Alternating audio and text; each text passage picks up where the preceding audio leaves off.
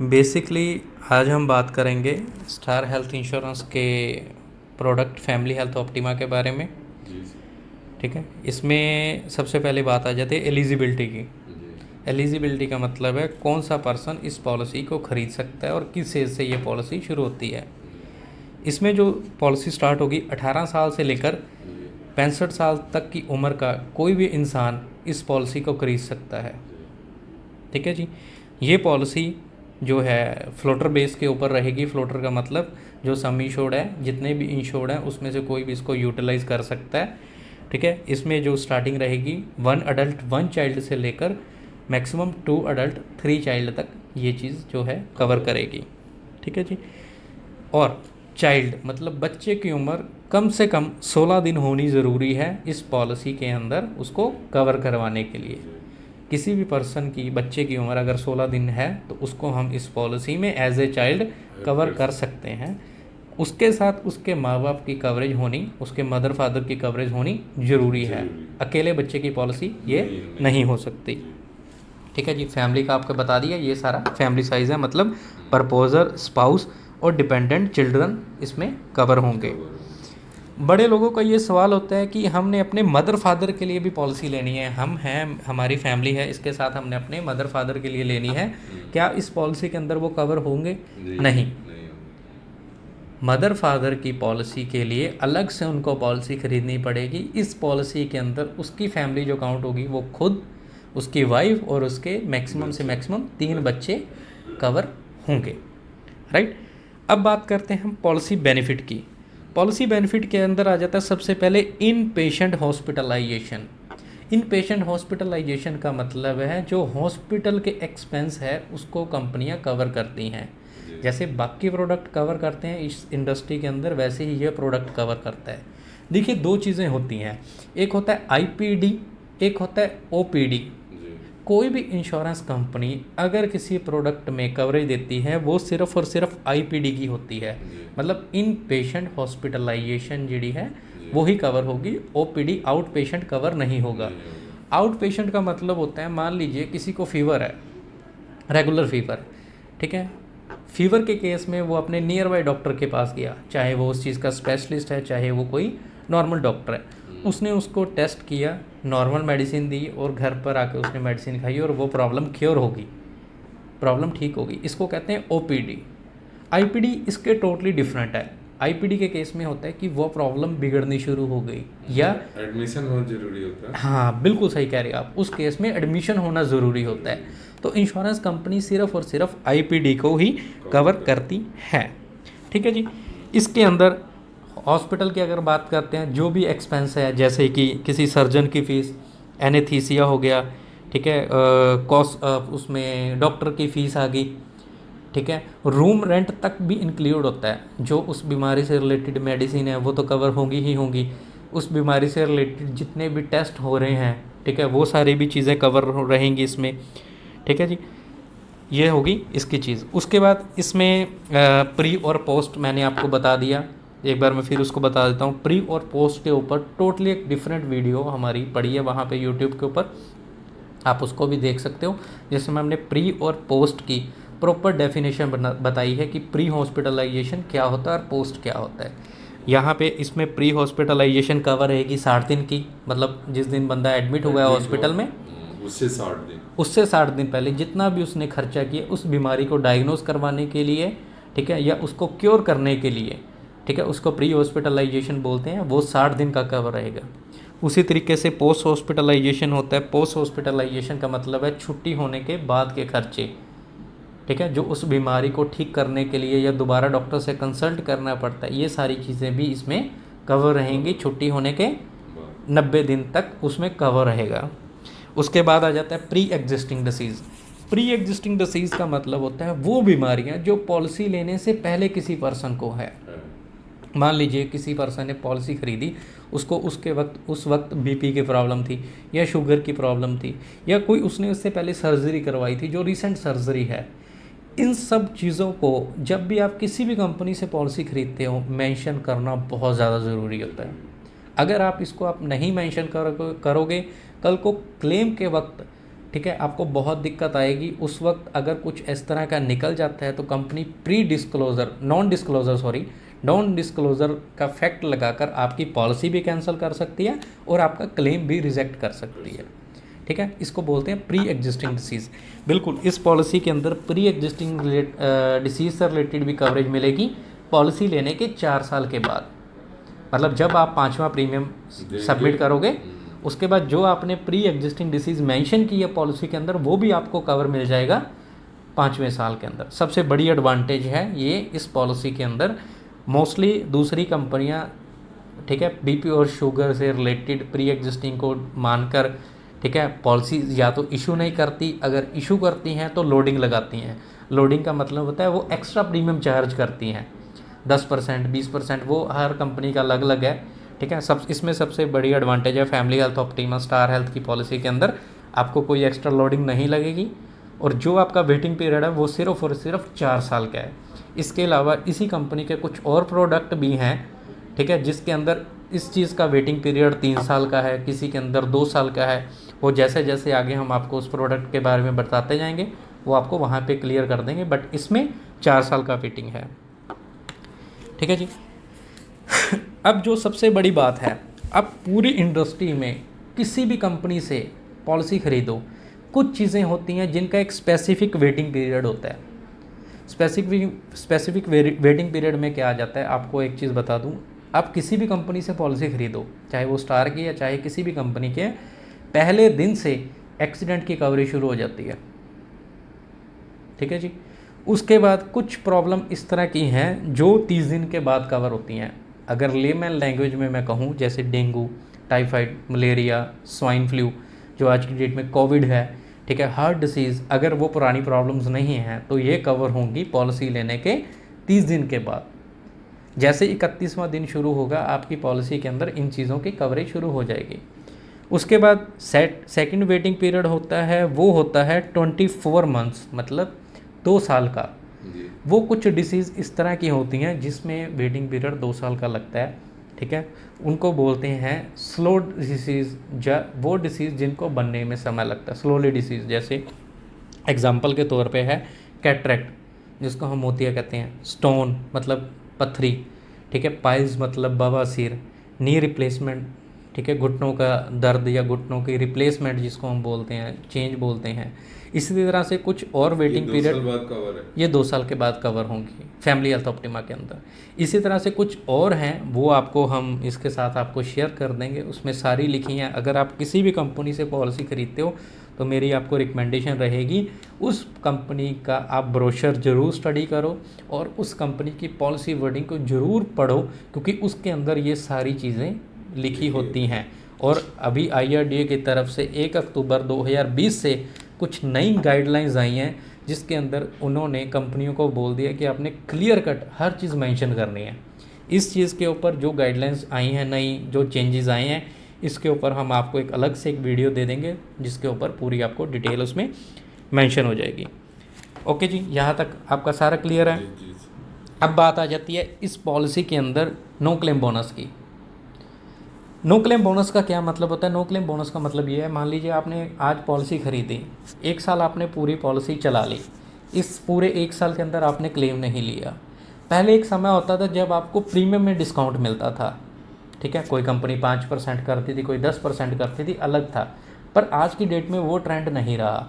Health insurance industry के अंदर जो आपको नो क्लेम बोनस दिया जाता है वो दिया जाता है आपके सम इंश्योर्ड के ऊपर। सम इंश्योर्ड वो अमाउंट जो आपने परचेज़ की है। मान लीजिए आपने 5 लाख की पॉलिसी परचेज़ की है, आपने 1 साल पॉलिसी चला ली, 1 साल के अंदर कोई क्लेम नहीं आया, तो उसके ऊपर आपको नो क्लेम बोनस मिलेगा। वो नो क्लेम बोनस मिलता है आपको बेसिक सम इंश्योर्ड का 25%।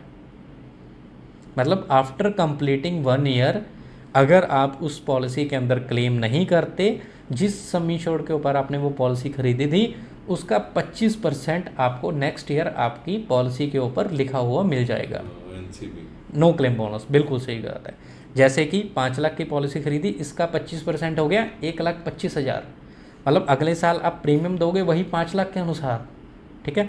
आपकी जो कवरेज है पॉलिसी के अंदर वो हो जाएगी 1,25,000 ऐड करके 6,25,000 रुपये की। सेकेंड ईयर ऑनवर्ड आपको बेसिक सम इंश्योर्ड का 10% बेसिक सम इंश्योर्ड मतलब 10% मिलेगा आपको 5 लाख के अनुसार। हर साल 50-50 हज़ार इसमें ऐड होता जाएगा, मतलब कुल मिलाकर 8 साल के अंदर 8.5 साल हो गए जो भी बनेगा, पॉलिसी आपकी डबल हो जाएगी। अब बहुत सारे लोगों का ये भी एक क्वेश्चन होता है कि सर क्या हमने मान लीजिए 3 साल 4 साल 5 साल के बाद हमने क्लेम ले लिया, क्या हमारा नो क्लेम बोनस कम होगा? बिल्कुल, अगर आप मान लीजिए 5वें साल या 6वें साल जो भी क्लेम लोगे, जो लास्ट ईयर आपको नो क्लेम बोनस दिया गया था 10%, वो आपका माइनस होगा। अगर आपका क्लेम टोटल अमाउंट से कम है, टोटल जितनी भी कवरेज अमाउंट है उससे कम है, मान लीजिए आपकी कवरेज अमाउंट बन गई 8 लाख, अगर आपने एक शॉट में 8 लाख का क्लेम ले लिया तो आपको सारा नो क्लेम बोनस आपका ख़त्म कर दिया जाएगा। फिर आपको वापस पॉलिसी आपकी 5 लाख से ही शुरू होगी।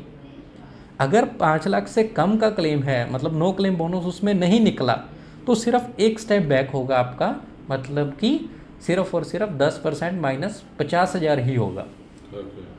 ठीक है जी, ये आपको यहाँ तक सारा क्लियर होगा। मान लीजिए हम 4,90,000 का इलाज करवाया, हाँ जी, पॉलिसी का टोटल वैल्यू 8 लाख हो गया। ठीक है जी, ठीक है, हाँ तो जी। उसमें 10% ही एनसीबी का। बिल्कुल, क्योंकि आपका जो क्लेम है 4,90,000 रुपये का आया, मतलब कि आपका क्लेम सम बेसिक एश्योर्ड सम के इंश्योर्ड से कम है, इसमें नो क्लेम बोनस तो आपने अवेल ही नहीं किया ना। जी जी। अवेल नहीं करने के कारण आपका सिर्फ एक साल मतलब सिर्फ और सिर्फ 50,000 माइनस होगा। बट अगर 8 लाख का बन चुका है और 8 लाख का ही आपने क्लेम ले लिया तो आपकी पॉलिसी 5 लाख की ही रिन्यू होगी, स्टार्टिंग फिर 5 लाख, फिर वापस 5 लाख से शुरू होगी। ठीक है जी। इसके बाद इसमें आ जाता है कॉस्ट ऑफ हेल्थ चेकअप, मतलब हर एक साल के बाद आपको कंपनी हेल्थ चेकअप प्रोवाइड करती है। इसकी कंडीशन ये है कि जो हेल्थ चेकअप है वो आपको उसी केस में दिया जाएगा अगर आपकी पॉलिसी के अंदर क्लेम नहीं आता। जी। एवरी क्लेम फ्री ईयर के बाद, हर क्लेम फ्री ईयर के बाद आपको इसमें हेल्थ चेकअप मिलेंगे। अगर हम बात करते हैं 5 लाख की पॉलिसी की तो उसमें 1,500 रुपये के हेल्थ चेकअप है। जी। अगर बात करते हैं हम 10 लाख की पॉलिसी की, इसमें 2,000 रुपये के हेल्थ चेकअप हैं। इसी तरह 15 लाख की पॉलिसी के मगर 2,500 के हैं। इस तरह सारी आगे इसमें 25 लाख तक पूरी डिटेल मेंशन है। अब एक चीज़ आपको मैं यहाँ पे और ऐड कर दूँ, ये पॉलिसी आपकी 3 लाख के सम इंश्योर्ड से लेकर 25 लाख के सम इंश्योर्ड तक वैलिड रहती है। पर्सनली अगर मैं बात करूँ 3 लाख और 4 लाख वाली पॉलिसी के अंदर, ठीक है, एक इसमें सबसे बड़ी डिसएडवांटेज है वो मैं आपको क्लियर कर दूँ, जो रूम रेंट है वो आपको 5,000 से ऊपर नहीं मिलेगा। जी। और 5 लाख से लेकर 25 लाख की पॉलिसी के अंदर इसमें आपको सिंगल प्राइवेट एसी रूम मिलेगा। तो पर्सनल रिकमेंडेशन, अगर आप कहीं से भी पॉलिसी खरीद रहे हो, इस पॉलिसी को मिनिमम से मिनिमम 5 लाख की पॉलिसी आप ज़रूर लो। ठीक है, बाकी डिपेंड करता है आपके एरिया के अकॉर्डिंग। ठीक है, आपके उस एरिया में मेडिकल की फैसिलिटीज़ क्या हैं, क्या रेट्स हैं। ठीक है, बट मिनिमम एक फैमिली के लिए 5 लाख की पॉलिसी होना बहुत ज़रूरी है ताकि उसमें सिंगल प्राइवेट रूम कवर हो सके।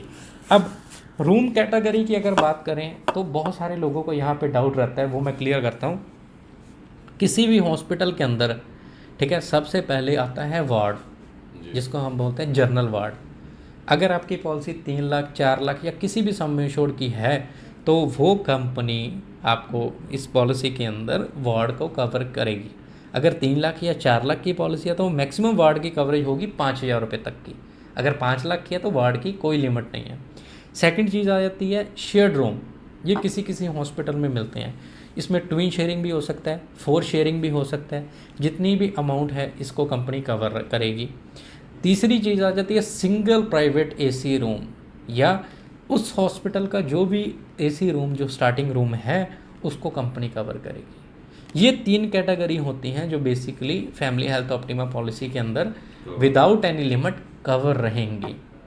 किसी भी हॉस्पिटल का स्टार्टिंग रूम है, वो चाहे 5,000 का, चाहे 10,000 का, चाहे 20,000 रुपये का है, ठीक है, कंपनी कवर करेंगी। इसके बाद डीलक्स आ जाता है, सेमी डीलक्स, सुपर डीलक्स, ठीक है, लग्जरी रूम जो आ जाते हैं वो इस पॉलिसी के अंदर कवर नहीं होंगे।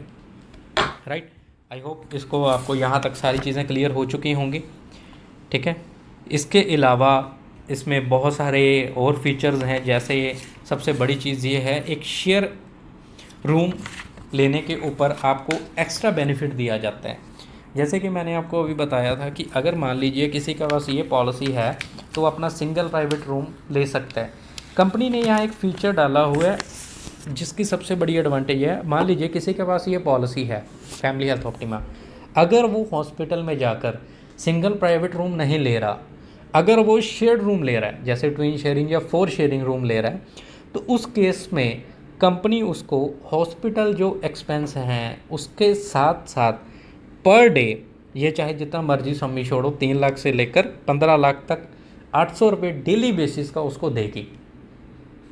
ठीक है, और 20 लाख और 25 लाख के ऊपर 1000 रुपये पर डे। मतलब कि मान लीजिए किसी पर्सन की एडमिशन होती है ड्यू टू डेंगू, 10 दिन वो हॉस्पिटल में रहता है। ठीक है, 10 दिन के अंदर उसने वहाँ पे शेयर्ड रूम लिया, शेयर्ड रूम का 10 दिन के हिसाब से उसको 800 रुपया रोज़ के हिसाब से 8000 हो गया। 8000 रुपये जो उसके डायरेक्ट बैंक अकाउंट में उसको मिलेगा। ये सारी चीज़ें होंगी जब वो उसका क्लेम कंप्लीट हो जाएगा। सारी चीज़ें क्लेम सेटलमेंट होने के बाद जिस पर्सन से भी उसने पॉलिसी करवाई है, ठीक है, उसको आपने एक सिंपल एक लेटर देनी होती है या उनके पास एक बना हुआ फॉर्मेट होता है। ठीक है, आपने बस उनको वो सबमिट करवाना है, वो आगे प्रोसीड कर देंगे। 10 से 15 दिन के अंदर वो पेमेंट आपके अकाउंट में आ जाएगी। इसको बोलते हैं शेयर्ड रूम का जो एक्सपेंस है वो इसमें कवर रहेंगे। ठीक है जी, इसके अंदर और अगर हम बात करें हाँ, एक फीचर जो सबसे ज़्यादा लोग इसके बारे में पूछते हैं वो होता है ऑटोमेटिक रिस्टोरेशन के बारे में बहुत सारे लोगों को इसके अंदर बहुत बड़ा एक डाउट रहता है। अगर हम बात करते हैं रिस्टोरेशन की, 2 फीचर इसमें जो लास्ट हैं बहुत ज़्यादा महत्वपूर्ण है। सबसे पहले आता है एक तो रिचार्ज बेनिफिट, एक रिस्टोरेशन। सबसे पहले हम बात करेंगे रिचार्ज की। रिचार्ज का मतलब है आपकी पॉलिसी 3 लाख से लेकर 25 लाख तक है। अगर आप 3 लाख या 4 लाख की पॉलिसी ले रहे हो तो बेसिक जो आपने परचेज़ किया है सम इंश्योर्ड उसका 25% कंपनी आपको पहले दिन से एक्स्ट्रा देगी। मैं बात कर रहा हूँ रिचार्ज की, नो क्लेम बोनस की नहीं। ठीक है, रिचार्ज के अंदर बेसिक सम इंश्योर्ड का 25% कंपनी आपको 3 लाख और 4 लाख के ऊपर 25% की कैलकुलेशन है एक्स्ट्रा देगी। मान लीजिए किसी ने पॉलिसी खरीदी 4 लाख की, उसका 25% कितना हो गया 1 लाख। कंपनी आपको पहले दिन से 5 लाख की कवरेज देगी। आपकी पॉलिसी के अंदर एक स्पेशल फीचर लिखा होगा रिचार्ज बेनिफिट, मतलब पहले दिन से आपकी कवरेज रहेगी 5 लाख की, बट जो उसके फीचर्स ने वो 4 लाख के हिसाब से ही रहेंगे, बट मैक्सिमम क्लेम आप कर सकते हो 5 लाख तक। ये इस पॉलिसी का सबसे बड़ी एडवांटेज है। पूरी इंडस्ट्री के अंदर इस तरह की पॉलिसी के अंदर कोई भी कंपनी आपको ऐसी कवरेज नहीं दे रही। सबसे बड़ा इस पॉलिसी का एक प्लस पॉइंट है ये। उसके बाद आ जाता है 5 लाख से लेकर 25 लाख तक का सम इंश्योर्ड, 5, 10, 15, 20 और 25। अगर आप कोई भी ले रहे हो तो फ्लैट आपको 1.5 लाख एक्स्ट्रा मिलेगा। मतलब अगर आप पॉलिसी खरीद रहे हो 5 लाख की तो कंपनी आपको पहले दिन से 6.5 लाख के लिए कवर करेगी।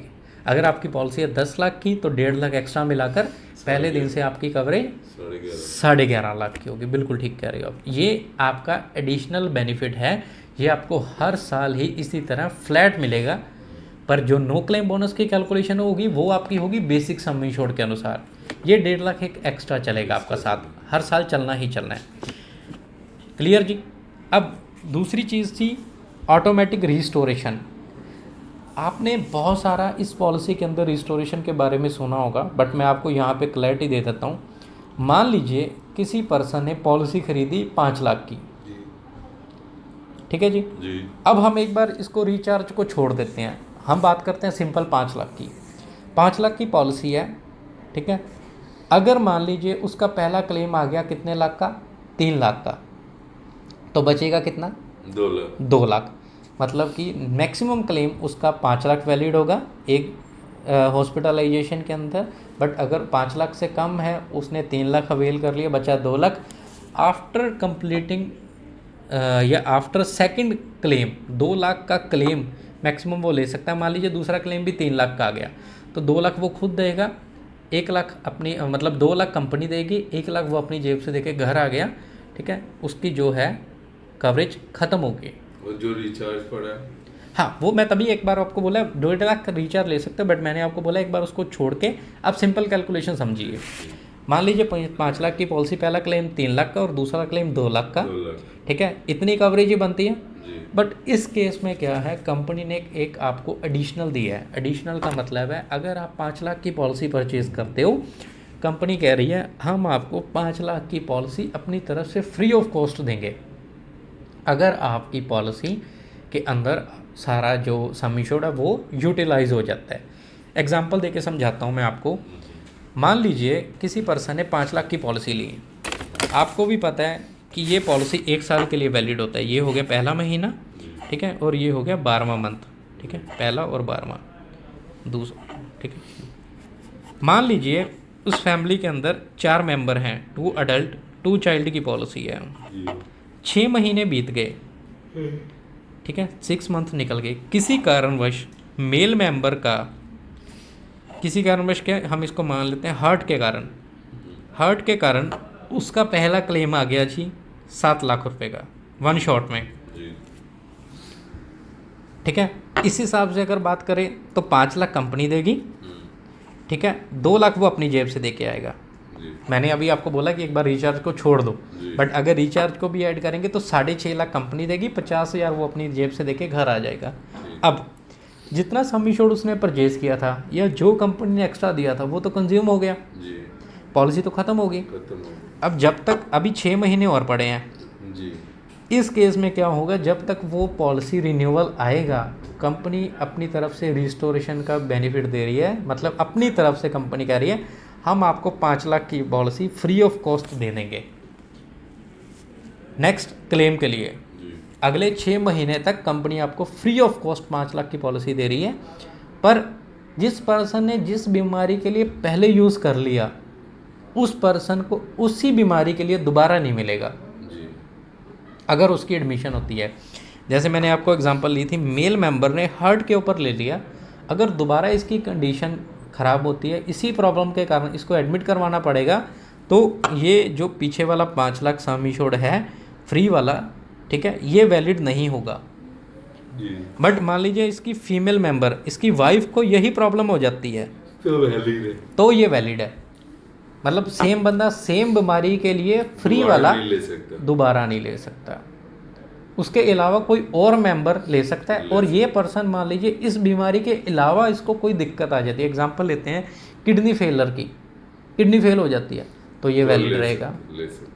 ठीक है। हार्ट के अलावा कुछ भी दिक्कत होगी तो ये वैलिड रहेगा, और चारों में से कोई भी ले सकता है। सेम बंदा सेम पर्सन सेम बीमारी के लिए दोबारा नहीं ले सकता। और दूसरी कंडीशन जो कि मोस्टली लोगों को पता ही नहीं होती, ये जो सम इंश्योर्ड 5 लाख फ्री वाला है जिसको रिस्टोरेशन हम बोलते हैं, ये एक्सीडेंट केस में एप्लीकेबल नहीं होगा। जी। मान लीजिए परिवार के 4 पर्सन हैं, किसी का एक्सीडेंट हो गया, ठीक है, उसको हॉस्पिटल में एडमिट करना पड़ा, और वो सोचे कि मुझे अब रिस्टोरेशन में से क्लेम मिल जाएगा, तो वो वैलिड नहीं होगा। 2 ही कंडीशन है, सेम पर्सन सेम बीमारी, और एक्सीडेंट केस में एप्लीकेबल नहीं होगा। ये ओनली फॉर सिकनेस और इलनेस है, और जिस डिसीज़ के लिए पहले हो चुके हैं उसको छोड़कर है। बस ये 2 चीज़ें जो ध्यान देने वाली हैं। और किसी का फर्स्ट एडमिशन ही एक्सीडेंट से होता है तो जितना उसका परचेज किया हुआ है 5 लाख वो तो ले ही सकता वो है, ले उसमें तो कोई बड़ी बात ही नहीं है, वो ले सकता है, ठीक है। अब इस चीज़ को अगर समझे, ये 3 हिस्सों में मिलती है। पहली तो चीज़ होगी 5 लाख जो उसने परचेज की, 1.5 लाख वो हो गया जो रिचार्ज जो उसको मिलना ही मिलना है। तीसरी चीज़ आ गई जो ये 5 लाख दोबारा रिस्टोरेशन वाला हो गया। अब कंपनी ये भी कहती है, मान लीजिए किसी कारणवश वो 5 लाख भी ख़त्म हो गया, दोबारा 5 लाख हम फिर दे देंगे आपको, उसी टर्म एंड कंडीशन के अकॉर्डिंग, सेम बंदा सेम बीमारी छोड़कर। और मतलब 3 तो बीमारी था ही, हाँ जी, चौथा बीमारी आएगा तब फिर 5 लाख मिल सकता है। बिल्कुल मिल सकता है। नहीं तो तीसरे तीनों बीमारी के लिए कोई पैसे नहीं मिलेंगे। बिल्कुल ठीक कह रहे हो आप। 5 लाख की पॉलिसी, 1.5 लाख का और 5 लाख की 3 बकेट हैं, मगर बट मैक्सिमम क्लेम जो वैलिड रहेगा 5 लाख तक रहेगा, ठीक है। 3 लाख की रिस्टोरेशन की 3 बकेट है, अगर वो 5 खत्म हो गया फिर आपको 5 मिल जाएगा, अगर वो 5 खत्म तो फिर दोबारा 5 लाख मिल जाएगा। इस हिसाब से ये पॉलिसी जो है वर्क करती है। आई होप आपके यहाँ तक सारे डाउट क्लियर हो गए होंगे।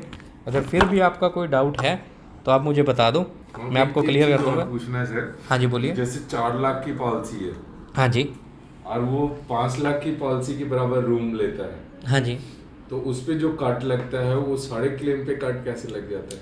इसको बोलते हैं प्रपोर्शनेट कट। जैसे आपने एक एग्जांपल ली, अगर मान लीजिए किसी की पॉलिसी 4 लाख की है, ठीक है, जिसके अंदर उसको मैक्सिमम जो उसकी रूम रेंट की एलिजिबिलिटी वो 5,000 रुपये की बनती है। सबसे पहली चीज़ मैं तो यही कहूँगा, जितना हो सके ना उसको अपनी इस लिमिट के अंदर ही रहना चाहिए, करना चाहिए, 5,000 इससे बाहर नहीं जाना चाहिए। अगर मान लीजिए फिर भी वो इस लिमिट से बाहर चला जाता है, मान लीजिए वहाँ पे उसके पास कोई ऑप्शन नहीं है, उसने जाकर 6,000 रुपये का रूम रेंट ले लिया है ना, तो डिफरेंस 5 लाख और 5,000 और 6,000 में फ़र्क आ गया 20% का। अब मैं आपको एक चीज़ बताऊं, आप किसी भी हॉस्पिटल में जाकर ना, वैसे ही फॉर नॉलेज पर्पस एक बार पता करना, होता क्या है, सारे के सारे खर्चे ना रूम रेंट के ऊपर निर्धारित होते हैं, उसके अनुसार बनाए होते हैं उन्होंने। मान लीजिए अगर एक वार्ड है, उसमें डॉक्टर विजिट करता है तो फीस लेता है 300 रुपये, शेयर्ड रूम में वो फीस लेता है 400 रुपये उसी पर्सन को देखने के लिए, उसी बीमारी के लिए, और सिंगल प्राइवेट रूम में वो लेता है अपना 500 रुपये। ठीक है, उसी हिसाब से एनेस्थीसिया के रेट बढ़ जाते हैं, उसी हिसाब से कोई सर्जन आ रहा है उसके रेट बढ़ जाते हैं। इस हिसाब से अगर वो रूम रेंट हायर साइड पे ले रहा है, ठीक है, तो कंपनी को वही जो क्लेम 50,000 रुपये में होना था वो 70,000 में हो रहा है। अच्छा, इसलिए वो कट लगे। बिल्कुल, इसको बोलते हैं प्रपोर्शनेट डिडक्शन। प्रपोर्शनेट डिडक्शन, जितना हायर रूम रेंट आप ले रहे हो, क्यों, अगर आपको पता है कि ये चीज़ है, तो इसलिए मैंने आपको बोला ना कम से कम 5 लाख की पॉलिसी होना ज़रूरी है, ताकि आप इन चीज़ों से बचे रह सको। क्योंकि 4 लाख और 5 लाख की पॉलिसी में प्रीमियम का अगर डिफरेंस देखोगे आप 1,500 से 2,000 रुपये के ज़्यादा नहीं है, तो आप क्यों देख रहे हो अपना, इसमें क्यों आप लॉस कर रहे हो? अगर ऐसा कुछ होता है तो कंपनी भी क्यों इस चीज़ को बियर करेगी? जब कंपनी ने आपको ऑप्शन ही दी है कि अगर आप 5 लाख लेते हो तो हम किसी तरह की कोई प्रपोर्शनेट डिडक्शन नहीं करेंगे, बट अगर 3 लाख या 4 लाख का लेकर उसके बाद वो हायर साइड पे जा रहा है तो डेफिनेटली प्रपोर्शनेट डिडक्शन तो होगी। इसलिए जितना भी उसका क्लेम बनेगा उसमें 10%, 20% जो उसकी कैलकुलेशन उस वक्त होगी, उस हिसाब से उसकी जो डिडक्शंस हैं वो की जाएंगी। और एक चीज़ इसमें आप ऐड कर लीजिए, जैसे आपको पता ही है कि हॉस्पिटल एक्सपेंस जो होते हैं उसके अंदर कुछ चीज़ें हैं जो परमानेंट एक्सक्लूड रहती हैं, जिसका क्लेम कभी नहीं मिलता, जैसे कि एडमिशन चार्जेस, ठीक है, कई हॉस्पिटल्स को फाइल चार्जेस भी लिखते हैं, रिकॉर्ड चार्जेस भी लिखते हैं, डाइटिशियन फीस या डाइट चार्जेस हो गए, जो कंज्यूमेबल हो गए, ग्लव्स, गाउन, मास्क, थर्मामीटर हो गए, इसको कंज्यूमेबल बोलते हैं, ठीक है। और इसके अलावा जो रूटीन में टेस्ट होते हैं उस बीमारी से हट कर, जैसे HIV का टेस्ट हो गया, RBS हो गया, रैंडम ब्लड शुगर, ये मोस्टली केसेस में हॉस्पिटल वाले करते हैं, ठीक है। मतलब उस बीमारी से रिलेटेड जो टेस्ट है वो तो वैलिड रहेगा, उसके अलावा जो नॉर्मल एग्जामिनेशंस होती हैं वो उस चीज़ के अंदर कवर नहीं रहेंगी। Diet charges, dietitian fees, consumables हो गया, हॉस्पिटल एक्सपेंस के अंदर, हाँ मान लीजिए वहाँ पे उसने टेलीफोन यूज़ किया, फ़ोन की यूज़ की, उसका जो खर्चा हो गया। सो इस तरह से काफ़ी चीज़ें होती हैं, हैंड सैनिटाइज़र हो गया, साबुन हो गया, ठीक है, रेज़र हो गया, ठीक है। इसकी एक प्रॉपर एक लिस्ट है जो आपको पॉलिसी के साथ मिलेगी, जिसके अंदर मेंशन होगा कि ये चीज़ें इसमें कवर हैं, इसके अंदर नहीं कवर। इसीलिए मैंने आपको बोला, आप किसी भी कंपनी की पॉलिसी खरीदते हो उस पॉलिसी की कंपनी वर्डिंग आप ज़रूर पढ़िए, उसके अंदर सब कुछ मेंशन होगा। और एक चीज़ आपको और बता दूं, 1 अक्टूबर 2020, मैंने इससे पहले भी रिपीट किया था, को कंपनियों ने IRDA की तरफ से कंपनियों के अंदर पॉलिसी वर्डिंग के अंदर बहुत सारे चेंजेस आए हैं, जिसमें से इन चीज़ों को भी कवरेज करनी शुरू हो गई है कंज्यूमेबल की। उसके ऊपर एक अलग से मैं आपको वीडियो बना दूंगा, ठीक है। इसके अंदर कम से कम 12-13 चीज़ें हैं जो अमेंडमेंट्स होकर आई हैं, ठीक है। आपको वो सारी मैं मेंशन कर दूंगा क्या क्या चेंजेस आए हैं, प्री एग्जिस्टिंग के ऊपर चेंजेस आए हैं, ठीक है, और कंज्यूमेबल के ऊपर आए हैं। इस तरह की कई चीज़ें हैं जिसको कंपनियों ने IRDA की तरफ से आए हुए रेगुलेशन के अकॉर्डिंग चेंज किया है, उनकी वर्डिंग चेंज हुई है। इसके ऊपर रिसेंटली मैं आपको बहुत ही जल्दी, मतलब एक आपको वीडियो बनाकर बहुत ही जल्दी अपलोड कर दूंगा, आपको उसमें सारी क्लैरिटी मिल जाएगी। इसके अलावा और कोई सवाल आपका? आई होप अब तक जितने भी क्वेश्चंस हैं आपके वो सारे क्लियर हो चुके हैं। अगर फिर भी आपका कुछ बच सकता है तो आप कमेंट सेक्शन में लिख सकते हैं, आपको सारी चीज़ें मिल जाएंगी। Thank you.